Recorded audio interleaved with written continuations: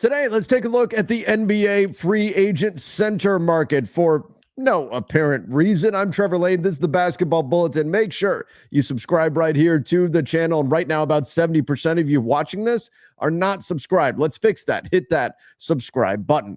All right, so the free agent center market, well, the free agent market in general this summer is not particularly deep. But part of that is because there's not a lot of money out there. Right now, the Brooklyn Nets are the only team that projects to have significant cap space, and they're most likely going to use that cap space to either target some young players. They may use it to absorb some contracts, to be kind of a facilitator in the trade front. Now, I do expect this to be a very busy summer on the trade market. There's a lot of teams that are going to be out there looking to make changes to their rosters. Not a lot of free agency dollars, not a lot of players to spend on in free agency. So what that means is that teams are going to trade. And it's what we saw this last year at the trade deadline as well. We got a very active trade deadline because teams are resorting to trades in order to make the changes that they want. But nonetheless, the free agent market, it's not nothing. Let's take a look at the centers who are out there. This is via Spot Track. There are some power forwards we'll look at that can masquerade as centers, but the top of the list, and by the way, this is organized not via projected future value, but this is organized in order of what the player is currently making and ranked from highest to lowest here. So Brook Lopez is at the top of the list here. The Milwaukee Bucks, they're going to have some tough decisions to make. I think they've got to figure some things out with Giannis Antetokounmpo first. Lopez is 37 years old. Does he want to keep playing? That's questionable. What does Brook Lopez want to do?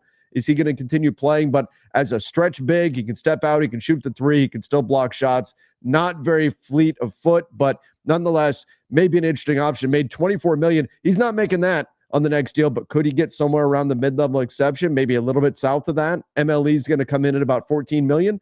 Maybe he can get there, something like that. But Brook Lopez, 37 years old, first and foremost, does he want to keep going? Clint Capella, not as close to retiring as say Brook Lopez, but he took a big step back this past year, and in fact lost his starting job with the Hawks to Onyeka Okongwu, who is clearly the Hawks have turned the page. They're moving on from Clint Capella, so he'll be out there on the market. Wouldn't shock me if some team gets him relatively cheap. You look at what he's produced this year: 9 points, 8.5 rebounds, 1 block. I mean, all significant departures, drops from what we've seen in years past. His minutes are down. He did get moved to the bench midway through the season. It's just not been a great year for Clint Capella, and I do think his value is pretty low right now. So could you get him for maybe a taxpayer mid-level exception if you're a team who needs a big? I think he's lost a bit of bounce, and as a guy who projects as kind of a rim-running type center, for him to lose any athleticism, that's really going to hurt. His sliding athleticism is going to hurt more than, say, a player like a Brook Lopez, who can be more of a standstill spot-up shooter. Clint Capella has to be able to roll hard to the basket, get up, and finish lobs. And if that ability is starting to wane at all, that's going to affect his value for sure. But nonetheless, still a veteran, just 31 years old. It's not like he's 40 or anything, but we'll see what kind of market he gets. Now, here's probably the cream of the crop on the market. It's Myles Turner. And Myles Turner is rumored to want somewhere around $30 million. Maybe he settles for like 25, making $20.4 million this season. But every time he's had the opportunity to talk about it, Myles Turner has expressed how much he loves being an Indiana Pacer. And that's not easy to come by. Indiana, not typically known as a major free agent target landing spot. So with that being the case, I do think that Indiana will do what they can to hang on to him. Now, they may run into some cap issues if they do give him that, say, 25 or 30 million, whatever it's at. But we already saw at the trade deadline that they were shopping some of their wings. I'm talking about guys like Obi Toppin, Aaron Nesmith, Andrew Nembhard. These are guys that the Pacers have looked at potentially putting out there on the market, or at least judge their value. Look at this. Andrew Nembhard, next year his salary jumps up to $18 million. It's a fine contract, but you've got a lot of the wing there. Benedict Mathurin could even be available despite being a talented young player, just 22 years old, but he goes up to $9 million. The Pacers, they've got to clear some salary. Right now, they are $27 million below the first-tier apron, but if you burn all of that, getting Myles Turner to stick around, that doesn't give you a lot of flexibility to do a whole heck of a lot else. And the Pacers typically don't like being a tax team as well. So that's going to be a concern for the Indiana Pacers. They don't want to be too far into the tax, which right now paying Myles Turner would certainly do that. Now, if they feel like they have a chance to win a championship, maybe they'll say, we'll just hang on to it. But that's going to be priority number one. I know a lot of teams will be interested in Myles Turner, but priority number one is going to be, what are the Pacers willing to do? And what can they do to free up a little bit of wiggle room so they can pay him? And if they can't, that's where I think Myles Turner really becomes available out there on the market. Again, right now, the Brooklyn Nets, really the only team with significant spending power. Now, they already have Nick Claxton there in the middle, but they could still try to make something work, I suppose. But there are other teams that would get into the mix in a sign and trade scenario. Keep in mind, a sign and trade would trigger a hard cap at the first tier apron. So if your favorite team, you're saying just sign and trade for Myles Turner, remember that would trigger a hard cap at that first tier apron, which can be a bit complicating under the new CBA. Naz Reid, obviously phenomenal. Just beat my Lakers in round one. Naz Reid, an incredible player. He has a player option. I'd imagine he opts out of that and then looks for a long-term deal. Again, not a lot of money out there, but he's young enough to where maybe the Nets could be a team to make a play for him. But Naz Reid, if he does indeed hit the market truly, will be in high demand. But the last time Naz was becoming a free agent, he signed an extension with the Minnesota Timberwolves before he could even hit the market. Minnesota made it clear they did not want to lose him. I think the same will be true here. I don't think the Wolves will want to move on from Naz Reid, but if he does hit the market, expect a lot of teams to be interested.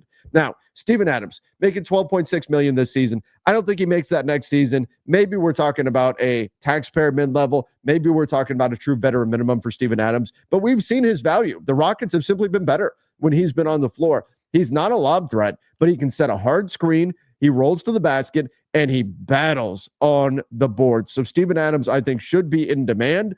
While he isn't necessarily the athletic skill set that certain teams may be looking for, but Steven Adams, I do think, should be in demand on the market, though certainly in a lower tier than Myles Turner and Naz Reid. Myles Turner and Naz Reid are the cream of the crop, the top of the list, and Myles Turner stands, above. He's the top of the top. But Brook Lopez, Clint Capella, they're in a different tier. Steven Adams is slightly below them. That's the way I have them. But if you could get Steven Adams to be an off-the-bench guy for 10 minutes a night, 15 minutes a night, something like that, I think teams could do a lot worse than Steven Adams. Mo Wagner, I'm expecting the Orlando Magic to pick up his team option. I don't think he will really hit free agency there, or if they do decline it, it will be to negotiate a new deal. His brother's in Orlando. I'm not looking at Madman Mo as somebody who's really, truly available. Same true with Al Horford. He will either retire or he will re-sign with the Celtics. I can't imagine him going anywhere else. Now, Kevon Looney, kind of similar to Steven Adams in that his superpower is the glass. It's rebounding. That's what he's great at. He can be a monster on the offensive boards. And $7.5 million, I can't imagine he's going to get that. Again, the Warriors, they already paid Jimmy Butler a lot of money. So maybe there's something there where the Warriors are willing to let him go. Now, Looney is, I think, a pretty good backup. The Warriors have used him as a starter before, but he's somebody who can come in and give you some work on the boards. I mean, you look at this, especially the offensive glass. He's so talented there. You look at what he did this last season. No, the minutes aren't high, 15 minutes per game. But in 15 minutes per game, and he only started 6 games. And that was after in seasons past, a few years ago, he started 80 out of 82 games played for the Warriors. Not happening anymore. But look at what he did. 2.4 offensive rebounds in just 15 minutes played. 6.1 rebounds total in 15 minutes. The dude is a monster on the glass. Does he have other shortcomings? Definitely. But if you're a team that needs rebounding, needs some physicality, he can certainly provide that. At 28 years old, he's still somebody that can do something for you. Again, I look at him as kind of a taxpayer MLE type guy. Not a full MLE, but a taxpayer, and you can get him and have a pretty good off-the-bench rebounding guy that could step in and do some things for you there. Not a bad option. Andre Drummond, he's a guy that I think is pretty interesting. As a player option, my guess, he just picks it up.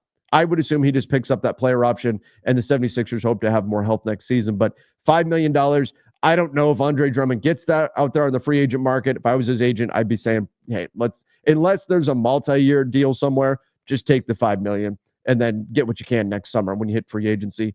Dwight Powell, same thing. It fell out of the rotation for the Mavs. Obviously, they've got a lot of competition there with now Daniel Gafford, Derek Lively, Anthony Davis all in town. But Dwight Powell, I don't see him getting more than, say, a minimum deal somewhere. So I'm taking the $4 million if I'm him and not actually hitting free agency. Taj Gibson is literally about 40 years old.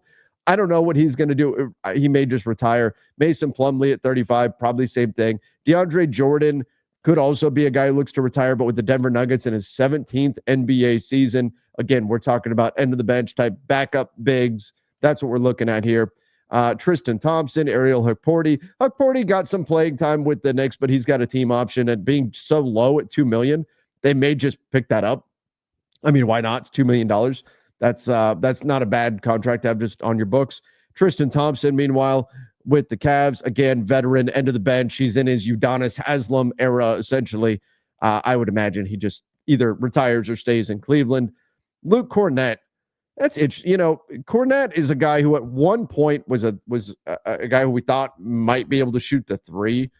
Did that really kind of fell out of his game, though. And Cornett hasn't, in fact, didn't take a three this season. At one point, he was taking 4 a game when he first came into the NBA and shooting them at a 35% clip, but his 3-point percentage dropped as his career went on. And so now he has become more of a traditional non-3-point shooting big, can give you some rebounding. Again, he's playing 19 minutes a night for the Celtics, 5.3 boards. That's not bad. 1 block in that stint. Just again, another quality back. If you're looking for a starter, you need somebody better than Luke Cornett. But the same is true of Andre Drummond, DeAndre Jordan, Mason Plumlee, all of these guys. We're talking backups for these guys. The guys who could be a true starting center: Myles Turner, Naz Reid, maybe Clint Capella, maybe Brook Lopez, depending on the team. But Myles Turner, Naz Reid, the clear yes is there. Steven Adams, Al Horford. These guys are backups now. Horford, obviously a high level one, but that's where we're at. One that's really actually 2 that are very interesting here. So Thomas Bryant, Indiana, I think he's got roots there from college. So he just winds up staying. He fit pretty well with them. Day'Ron Sharpe, though, restricted free agent, rebounding monster. I mean, he is a monster on the boards. Can help you out a lot there, but he is a restricted free agent. Now, because of that, you would have to assume that given the cap situation that the Nets are in, they're just going to keep him, right? They're just going to keep him. And if anybody else gives him a contract, they will just match it. But does Day'Ron want to stay with the Nets, or would he like to go somewhere else? You look at what he's done in 18 minutes, 3 offensive rebounds per game, 6.6 rebounds per game total in 18 minutes, 52% for the field. There are areas of his game that can certainly improve. Turnovers a little bit high for him, but he can really change things up on the glass. And a young player, just 23 years old right now, but a restricted free agent. Maybe you get into some conversations about a sign and trade. But again, remember, sign and trade would trigger a hard cap at that first tier apron. But he's somebody that I think would be interesting. Santi Aldama, I would think we're either looking at Memphis just keeping him and signing him to a new deal, or if he gets an offer elsewhere, it being a sign and trade. I thought he had a great season with the Grizzlies, 24 years old. The other option here, I do think Memphis is going to make a significant change. And I think that means whether it's this summer or by the trade deadline, one of Jaren Jackson Jr., Des Bane, and John Morant is gone. I think we're at a point where the Grizz, they can't move forward with this group. They can't. I mean, they have not proven enough as a group. And it's been unfortunate. The Marcus Smart trade blew up in their faces, and that set them back a lot. But Santi Aldama has had a legitimately good season for them. I do wonder if the right Jaren Jackson Jr. deal comes along, given that you're going to have to pay him on a big contract extension this summer. If the right deal comes along, if the Grizz just say, okay, we're going to move forward, Santi Aldama will fill in this role, and Jaren Jackson Jr., we're going to get what we can for him and try to pivot this team. I think there would be a lot of interest in Triple J. We'll see if that's ultimately the way they go. I would be surprised if they trade Jaren Jackson Jr., but if they do, I think that would make it even more of a lock that they hang on to Santi Aldama, who they think they found something with. The rest of the guys on this list here are pretty much backups, even in some cases, even like third string guys. Jackson Hayes, I think, can be a decent backup option. Well, there's a mistake there on Spot Track. They've got him with the Pelicans. Obviously, he's with the Lakers, but we saw he got played out of the playoffs effectively.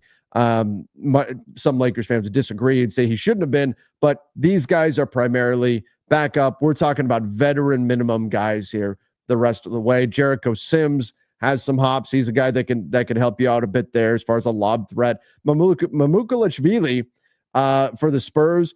Maybe this can shoot the three. a little bit, could give you something there. I thought Paul Reed has been really good for the Pistons, particularly in their series against the Knicks. But again, all of these guys are truly backup options. Quentin Post as a team option here at $2 million. I would be shocked if the Warriors didn't pick that up. They've been playing him. He can shoot the three. You've got that. Alex Len, I think he's probably done. Signed with the Lakers and barely played. 32 years old. He's probably done with the NBA. Christian Koloko will be an interesting one to keep an eye on just as a developmental guy. But most of these guys, deep bench, backup level players. Just want to take a quick peek at the power forward list because there are some players that are going to show up at power forward that can moonlight as a center. Marvin Bagley being one of them. I mean, probably looking at a minimum there for him. Maybe he's just another big body in a rotation. Certainly never lived up to the potential that we thought he had coming into the draft. John Collins can sometimes play the five a little bit, but again, pretty talented. I like John Collins a lot. Can shoot the ball, can score, help you out on the glass. Maybe not much of a rim protector, but John Collins, quality player. Wouldn't be surprised at all if he is very available on the trade market, has a player option for $26.6 million. I think the Jazz will, or I think Collins will indeed pick that up because he's not getting that anywhere in free agency. From there, anybody else that can play the center position, Trey Lyles shows a little bit of versatility there for the Kings, but I know the Kings do like him. They probably work a new deal with him. After that, Precious Achiuwa played some minutes there for the Knicks. Coming off a $6 million contract, he'll hit free agency, maybe winds up being a minimum guy, maybe a taxpayer guy. We'll see the way that ultimately goes. But again, that's Chris Boucher can moonlight at the center as well, but he's very undersized for it. So that's probably about it in terms of guys that can make a significant impact. So what's the bottom line here? What does this all mean for the center market in the NBA this summer? I think it tells you that there's going to have to be a lot of work done on the trade market. Because number one, I don't think Naz Reid is going anywhere. And I think that Myles Turner probably winds up sticking in Indiana. Now, if he is available, if Indiana blinks at all of paying him immediately, I think a number of teams would have interest in him. But getting him would be difficult. It would be difficult for a lot of teams. We're probably talking sign and trade because of the cap situation around the NBA. After that, you've got a few interesting guys. You've got, Brook Lopez out there, Clint Capella. Those are two veterans. How much do they have left in the tank? Are they long-term solutions for somebody? No, certainly not. But most likely, I think teams that are in need of a center, they're going to explore the trade market. Could we see names like maybe DeAndre Ayton in Portland?